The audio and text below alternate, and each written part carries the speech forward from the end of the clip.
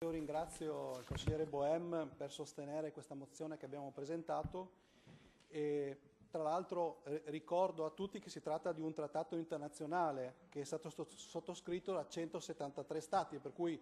vorrei capire cosa c'entrava il discorso sull'Europa, ma probabilmente me lo chiarirà successivamente, perché questo trattato è stato sottoscritto anche da paesi africani, paesi dell'Unione Europea, per cui io inviterei a stare attenti a non confondere magari i piani e comunque sottolineiamo appunto l'importanza di affrontare un tema che è vicino un po' a tutti. Tra l'altro prima purtroppo per la pausa pranzo il vicepresidente Gabrovec non ha potuto invitare anche a partecipare alle mostre che ci sono. Io invito anche tutti i consiglieri, anche il Presidente, al secondo piano c'è anche una mostra sulla Ferriera di Trieste, per cui temi, quelli delle diossine e dei furani, che non sono così tanto lontano da noi.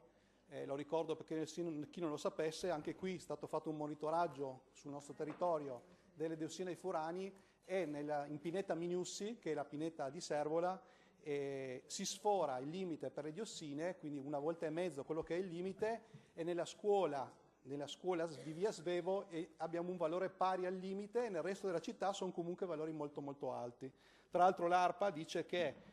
la presenza di furani, che è un chiaro marker di siderurgia, è presente dal 20 al 40%, probabilmente, dice l'ARPA, per un contributo storico, perché nelle PM10 ultimamente non si rilevava un contributo così alto. Solo per dire che appunto sono temi importanti, temi presenti